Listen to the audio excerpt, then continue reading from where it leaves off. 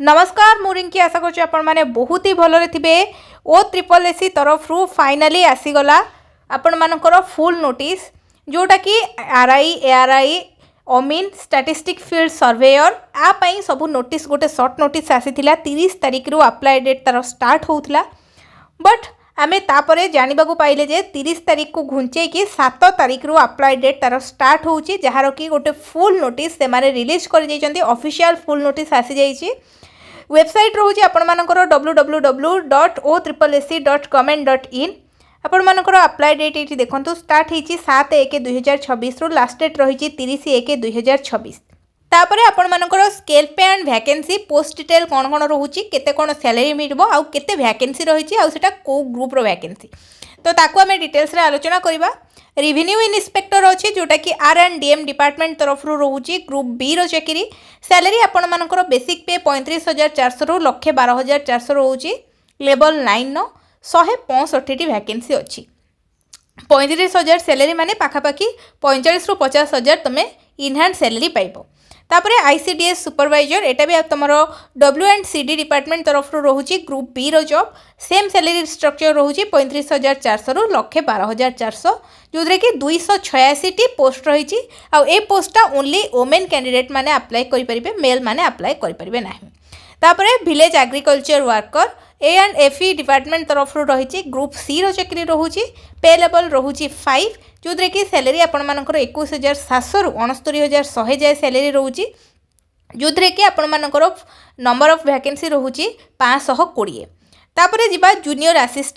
Assistant आपंकर finance and R&DM A&FW W&CD department रही group C रो चाकरी रही सैलरी स्ट्रक्चर रोचे 19,900 रु 63,200 पाखापाखि तुम 30,000 रु 32,000 पर्यंत सैलरी ड्र कर 19,000 तुम बेसिक पे रही पोस्ट रोचे। तापरे assistant revenue inspector R&DM department तरफ अच्छी ग्रुप सी रो चाकरी जो कि सैलरी आपंकर सेम रोचे जूनियर असिस्टेंट भली 19,900 टंका रु 63,200 टंका रोचे लेवल 4 रोचे 422 चाकरी अच्छी बहुत बढ़िया आपण मानकर पोस्ट देइछि जूनियर असिस्टेंट आउ असिस्टेंट रेवेन्यू इन्स्पेक्टर रे तो यीटार सैलरी कम बोली भाविकी धरबनी कहीं सैलरी तुम 30 रु 32,000 तुम इनहैंड सैलरी आसीज। अमीन रोचे तुम R&DM डिपार्टमेंट तरफ पे स्केल रोचे 18,000 रु 56,900 378 पोस्ट रही ग्रुप सी रो अधिक वैकेंसी दौची। स्टैटिस्टिक्स फील्ड सर्वेयर तुम रोचे P&C डिपार्टमेंट तरफ पे स्केल जार रोचे 18,000 रु 56,900 रोचे लेवल 3 रोचे 242 वैकेंसी रोचे जापर कौन के वैकेंसी रहा। तापर एलिजिबिलिटी क्राइटेरिया देखा एजुकेशन एंड क्वालिफिकेशन कौन के कौन मागुची तुम revenue inspector candidate must have passed a bachelor degree examination in any discipline or equivalent thereto for a recognised university having knowledge in computer application माने कौन तुम कंप्यूटर एप्लिकेशन उपरे नॉलेज थिबा निहाती दरकार कंप्यूटर सर्टिफिकेट मागी नाही तुम कंप्यूटर एप्लिकेशन उपरे नॉलेज रही ता सहित तुम +3 किंबा बीटेक किंबा आपण मानकर जो रोचे B.Pharm ये सब आपण मानकर आपण पास करिथिबा दरकार बुझीपार कि नहीं माने ग्रेजुएशन कंप्लीट होइथिबा दरकार +3 तुम आर्ट्स रे करथाओ साइंस रे करथाओ नो मैटर किंतु तुम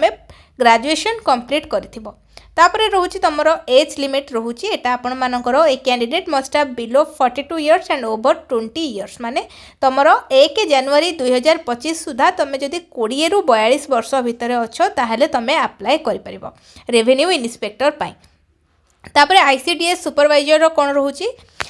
एटा भी सेम रोचे तुम बैचलर डिग्री पास करिथिबो माने तुम ग्रेजुएशन कंप्लीट थिबो बयस रोचे 21 रु 42 वर्ष 1 जनवरी 2025 जाए बुझीपार 1/1/2025 सुधा तुम 21 रु 42 वर्ष भितर जदि हेतिबो देन अप्लाई करि परिबो। तापर आगु को जिबा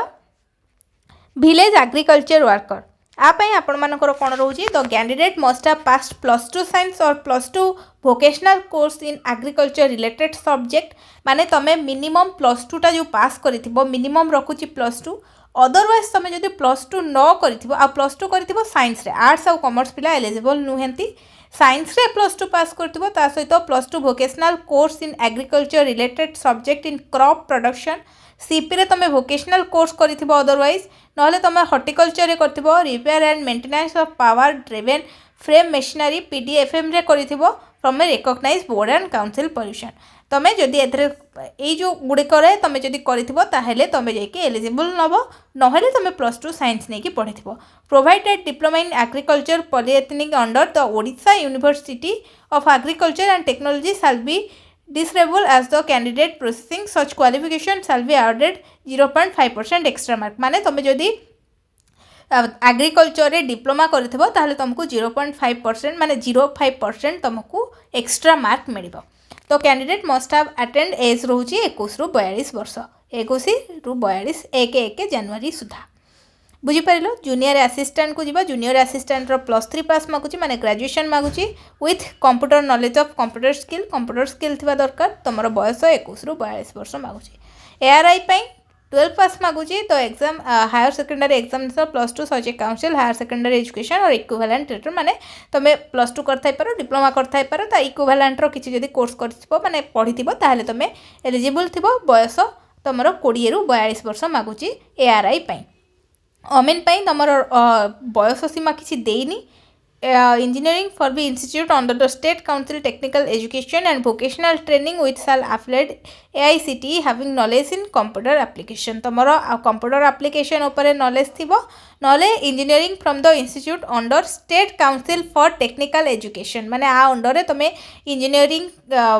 सारिके आसीथिबो तो अमीन पाई एटा रहुची डिटेल्स तो आ बाकी किसी देनी अमीन पाई एआरआई पई रहिला व्यू पई रहिला आईसीडीएस सुपरवाइजर पई रहिचा आरआई पई रहिला अमेन पई एज लिमिट भी किछि मेंशन करा हेनी तापरे स्टैटिस्टिक फील्ड सर्वेयर आ पई +2 मागुची तो must of +2 examination conduct bye counsel hire secondary education CHSE Odisha central board secondary education CBSE माने आपण +2 क्वालिफाई करथिबे बयस सीमा 21 रु 42 वर्ष भितर आपणकर थिबा दरकार बुझी पारिले आपण मानकर एज रिलैक्सेशन रही तो अपर एज लिमिट 5 इयर्स रिलैक्सेशन रहिबो बिलोंग टू एससी एसटी आउ एससीबीसी मानक पई तापरे ओमेन मानक पई केवल रहुची माने ओमेन मानक पई जो रही आईसीडीएस सुपरवाइजर से पोस्ट रे तुमको 5 वर्ष एक्स्ट्रा मिलिबो नाही केवल तुमर ओमेन मानक पई आरआई एआरआई आउ वीएडब्ल्यू आउ जूनियर असिस्टेंट ओमेन एंड एसएफ एतिकी पई तुमको 5 वर्ष एज रिलैक्सेशन रहिबो को कास्ट्र एससी एसटी और एससीबीसी कास्ट्र जो मैंने बिलंग्स कर बुझीपार बाकी डिटेल्स मु टेलीग्राम चैनल रे नोटिस शेयर करदेवी तुम सेठू नहीं पढ़ी पार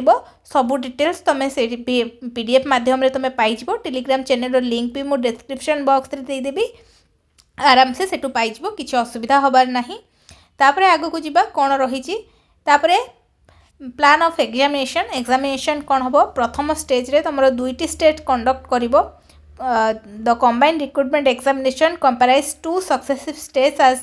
described below जो भला तले दिया है 2टी स्टेज रे हबो आपण मानकर मैथमेटिक्स रहउची 20 मार्क रो 20 टी क्वेश्चन रहिबो जनरल स्टडी रहउची 20 मार्क रो 20 टी क्वेश्चन इंग्लिश 20 मार्क रो 20 टी क्वेश्चन ओडिया 15 मार्क रो 15 टी क्वेश्चन कंप्यूटर 15 मार्क रो 15 टी क्वेश्चन लॉजिकल रीजनिंग 10 मार्क रो 10 टी क्वेश्चन रहउची जोथि पई कि तुमको 1.5 घंटा रो समय दिया जिवो घंटाए 30 मिनिट रो समय दिया जिवो टोटाल तमरो रही जाउची एमसीक्यू टाइप रो हबो टोटाल तमरो रहउची 100 मार्क 100 टी क्वेश्चन आसीबो 100 मार्क हबो तमरो ओएमआरक मोड रे हबो एमसीक्यू टाइप रो रहिबो प्रथम स्टेज 1 बा तमरो जोटा प्रीलिम्स एग्जाम हुए तो प्रीलिम्स तमरो स्टेज 1 रे रहिची एई भली 0.25 तमरो नेगेटिव मार्किंग रहिबो सेटा मने रखिबो मिनिमम क्वालिफिकेशन मार्क दे देची In the written test, the minimum qualifying mark by normalized score for SC, ST, PWD, ex-serviceman and sports person category of candidate shall be 30% and the minimum qualifying mark normalized score for candidate other than the said category shall be 35%. तापरे कौन देला तुमर एटा तुमको सेतबेले कहितली 5% extra मिलिबो जो माने agriculture रे जदी पढितिबो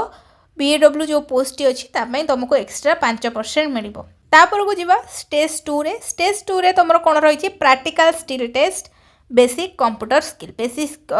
skill practical skill test हम जो कि 50 मार्क रही गोटे घंटार समय दिज्व ये मेन्स कथा मेंशन करा जाइनी मेन्स एग्जाम होबो कि नाही बट जदि सेमानंकर दरकार पड़े से माने सिलेक्टेड एग्जाम जमीक कि तुम ग्रुप बी रो आईसीडीएस सुपरवाइजर रोची तुम आउ गोटे पोस्ट भी रोचे ग्रुप बी रो ये तुम देखिदियो मुझे तुमको वीडियो माध्यम देखई दूची जमीक तुम कन्फ्यूज न रही गोटे तुम रोचे आरआई रो आउ गोटे रोचे तुम आईसीडीएस सुपरवाइजर ग्रुप बी देख